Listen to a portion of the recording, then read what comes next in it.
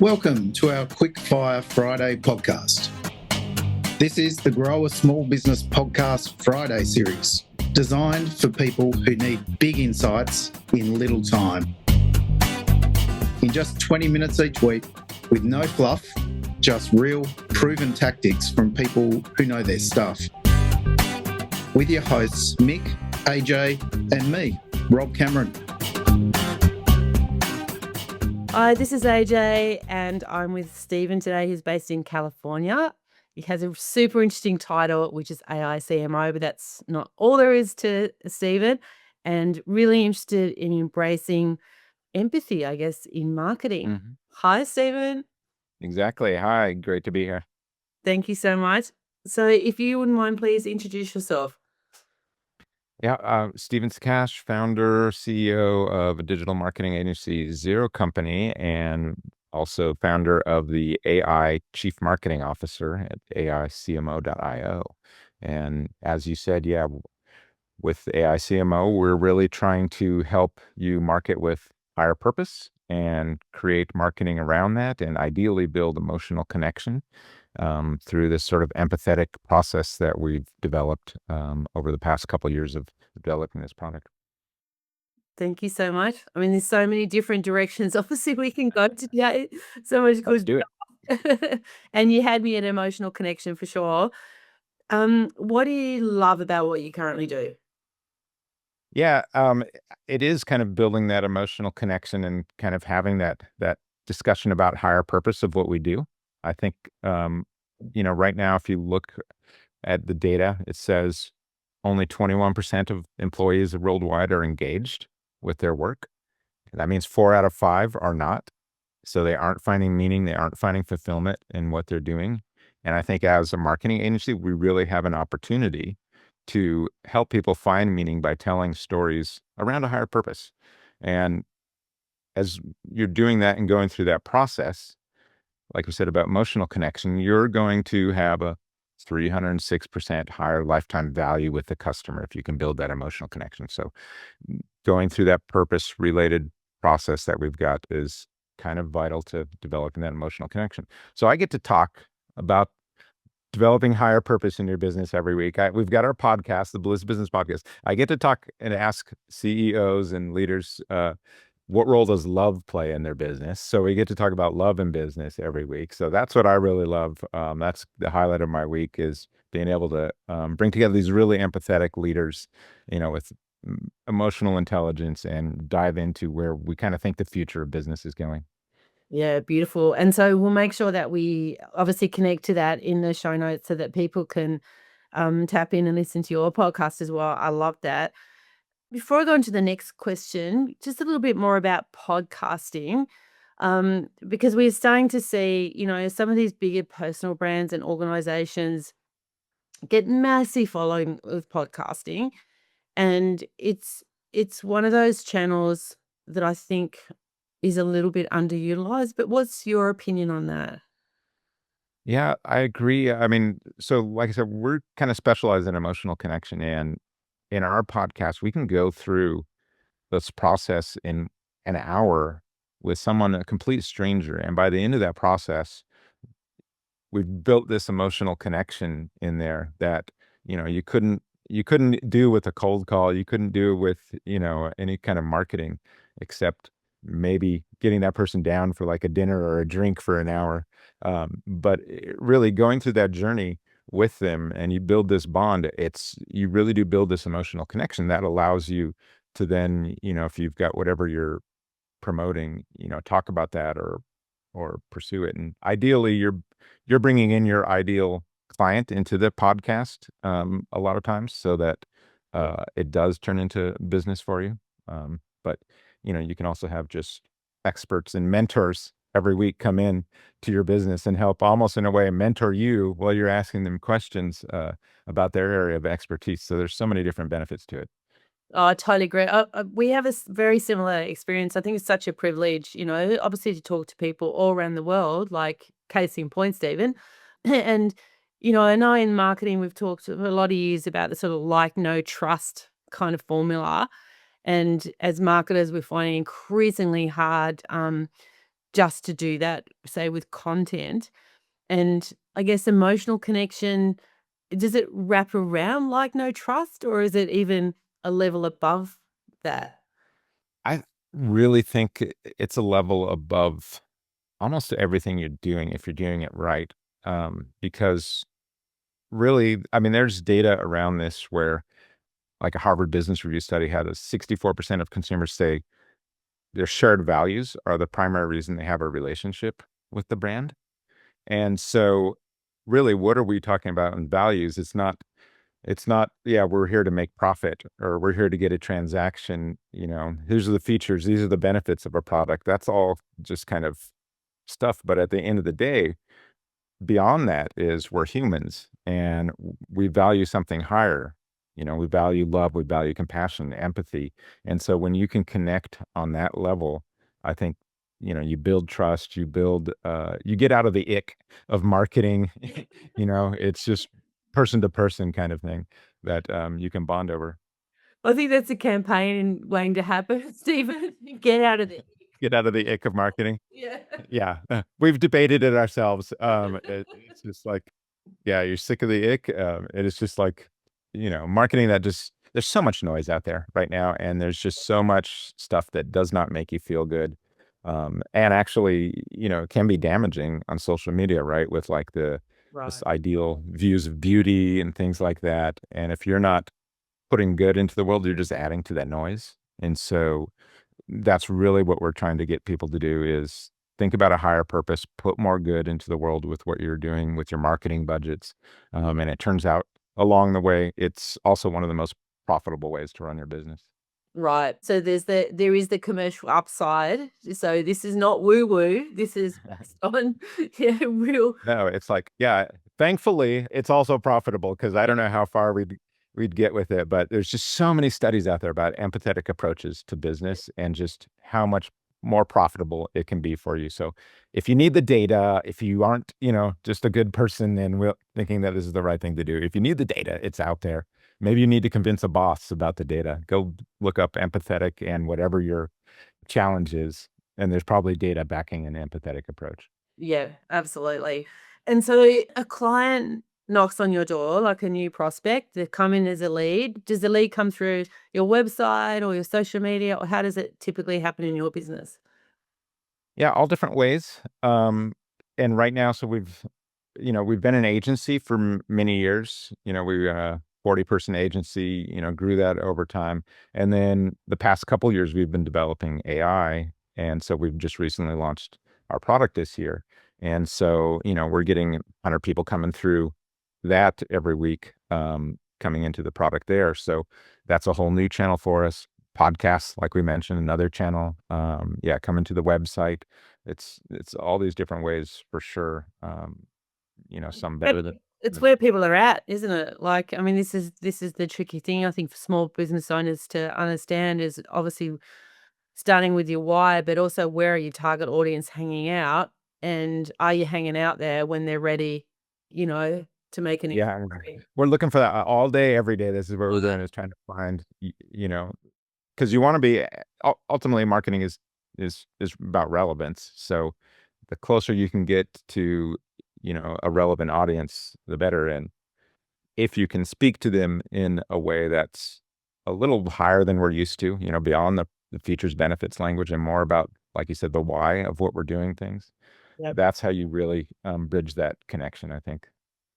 And so do you have any examples, like 1 or 2 examples of clients that have come to you? What kind of pain are they feeling, and how do you address their pain, but also have your heart and mind on building this emotional connection? What does that look like in practice, Stephen? Yeah, it's all kinds of pains. A lot of times they're coming from another agency where, they didn't really feel seen or heard, or it wasn't transparency, or we talked about that ick, right? There's something with that. But I do remember, like for me, kind of the light bulb going off when I was sitting with a client in a meeting and, we were talking about the same marketing stuff like features, benefits. We're working on their product ideas. And I'm just this is just going to be the same as every other thing. And we got into, why did you start this company in the first place?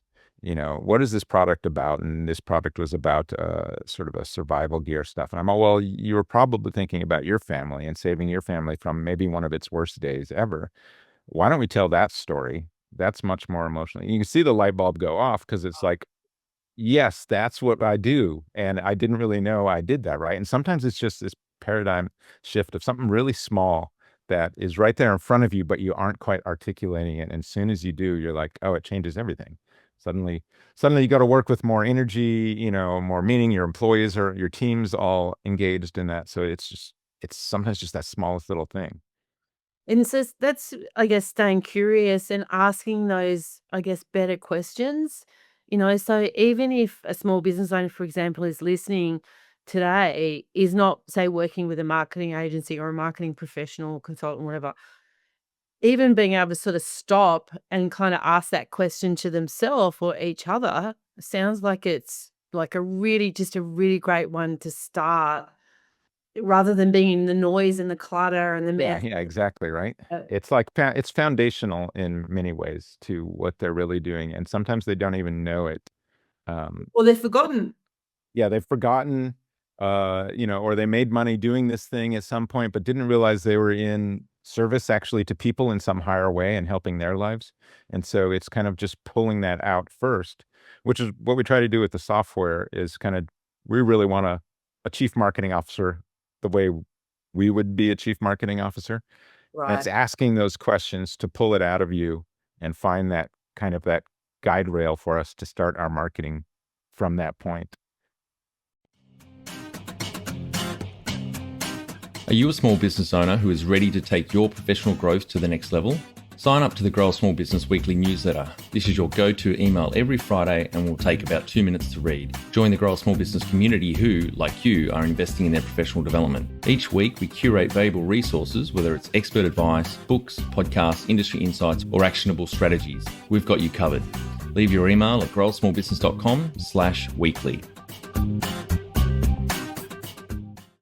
Got you. Do you mind if we dive into the software a little bit? Because obviously, yeah, we work with a lot of small business owners and their level of understanding or even their adoption of, say, AI or any kind of sort of technology product is all different shapes and sizes at the moment, from popping into ChatGPT, how should I spend my week, to, some kind of great tech stack starting to happen.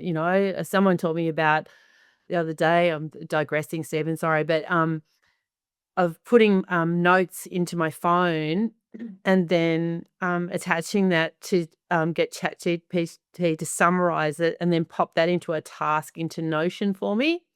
So, like, connecting all these up. So these little productivity little hacks so that I don't have to keep, repeating myself. But if we can dive into the software, I mean, what do you see as like the one or two things that a small business owner could be thinking about just AI at the moment, that could save them time or just could make their lives a little bit better? Is there anything that kind of is Yeah. picking up at the moment for you? Yeah, there's a few things. I think we have several wow moments with the software with people. Obviously, one is kind of going through that purpose episode, that process where it's asking you questions and you're kind of, having this jazz session with AI where you're going back and forth a little bit to get to your higher purpose. And then it comes out with a whole bunch of purpose statements and you kind of can edit or look at those. And I've seen people just go, oh, wow, this is me. This is perfect. So that's one of them. But that process, if you haven't gone through it, sometimes it could take you decades, before you start, before you even asking those questions. So just having you go through that, I think is super helpful. Um, the other thing is we've taken like 100 different marketing expert approaches and just put it in plain language in there so that you don't have to be an expert. It kind of just describes sort of the approach to it. So even as a marketer, there's so many different approaches to what you're doing out there right now. You don't know what you don't know a lot of the times. So small business person, you don't have to know any of that. We've added that in there. So that's another big wow. And then there's another one too that really ties into that emotional connection in the product. And it's where we're really trying to help you develop kind of some surprise and delight in your business. that, around your higher purpose, so that when a customer is experiencing your brand, if you can get that surprise and delight emotion, there's 17 different emotions in the consumption experience, but Wow. some of them relate to surprise and delight. And if you can develop that with them, it's one of those ways you build that emotional connection. So what's really cool about AI, like if you got these jazz sessions and it'll brainstorm with you some very creative ideas around how you can approach some of those tough questions. And it'll do it like stuff that would take me a week, I could do in 5-10 minutes now. Going through this process, it's just insane on what you can do. So you don't need to be an expert. I've tested it on my 84-year-old mother and had her go through the process. The mom test, I love it. And mom test, yeah. I'm like, give me an older businesswoman here to kind of walk through it and give me feedback and see where she gets confused. And so, yeah, you don't need to be a full expert in AI or prompting or anything Or like that. prompting, right? Become the next prompt engineer. Yeah, no, you Yeah. don't need that. And that's it. It's exactly what I'm saying. It's, it's the sophistication or education around prompting and kind of what that means and what it doesn't mean. But, even in my own experience, even just this year, got all these great new tools and it's all very exciting, but people seem to be more overwhelmed than ever. And so I know for me, it's going back to some of the really sort of better practice around kind of what marketing is and what it isn't. And then, yeah, how do you, utilize the tools to help you stay on track rather than produce some 65-page marketing, strategy or campaign that you're never ever going to do. It's sort of like trying to sort of even strip it back, even though behind it it's quite complex and you've got all these data points. It's such an interesting sort of space we're in at the moment. Yeah, it is interesting. Like a lot of people, like their first experience now is like with Chat GPT, right? Or maybe Google or something. And if you're like some, home services business and you're asking it, hey, write me a blog article or write me a social post about such and such, um, someone else across town or your competitor, if they're doing the exact same thing, you're going to get sort of the same stuff. And all you're doing is contributing to the more noise in there in the world. Yeah. Instead of, that's what we're trying to help you try and not contribute to that, but put in, more meaning as you're going through this process. So, I think, yeah, that it's interesting because people are learning how to prompt in some ways, but they aren't really a lot of them. And so you're seeing just a lot of just noise that sounds very similar out there. So, I would just, yeah, we really want AI to help the human race versus, all the different directions it can go. So trying to make it prompt us to be better humans is kind of one of our goals. Right. And that philosophy of emotional connection.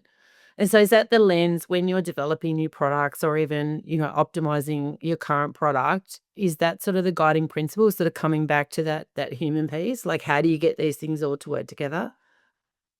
Yeah, it's interesting. So, because we'll talk to CEOs, like I said, every week, we're talking to different CEOs, CMOs, and these ones that have that very solid emotional connection with their audience, it does turn out they have very clear purpose in what they're doing, right? They have a very clear higher purpose.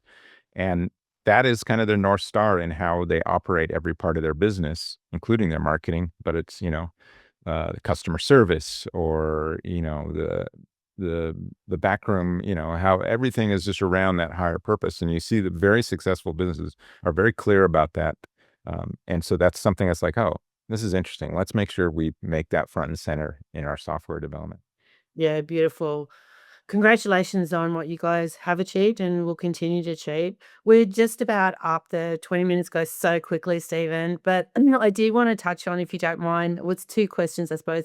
One is around your Bliss framework, because I love the sound of that. You mind just giving us a bit of an overview of that? And then the second would be, anyone listening today, what's one action they could potentially take next week, apart from, connecting with you and Ooh, reach. these both tie together. These both tie together. Yeah. So I would say the one thing I would ask you to do is our Bliss philosophy is, it stands for Bliss is build, love, into scalable systems.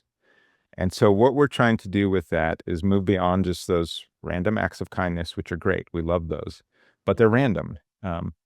If you can build something within a system at your work, at your business, dealing with customers, dealing with your teammates, something that, how can I build love into this system where you step away and it's still operating without you? You've left your mark in some way. You've left your mark. You've made the world a better place in some way by building this into a system. And then what you can do is do it again and do it again and do it again and just layer it on. And before you know it, you've built this very empathetic culture, a culture that people love at work, a culture your customers love. So we love random acts of kindness, but let's make them more random, less random and more systemic if we can. Right. Very nice. Yeah. And if you want to hear us talk about that, check us out on the Bliss Business podcast. I get to ask CEOs what role does love play in every episode in their business. And we get some great answers. Check us out on aicmo.io. That's the software we've developed, or our agency at zerocompany.com. Beautiful. I'll definitely be checking into the podcast. I think it's an amazing question, and congrats. And thank you for putting more love and empathy out into the world, Stephen, in your work. Oops. And look forward to continuing to watch your journey. Thank you. This was great. Thank you. Bye. Want to help other small business owners improve their business? There's one quick thing you can do, which is jump over to iTunes and leave a review. Or if you don't have an account, follow us on Spotify.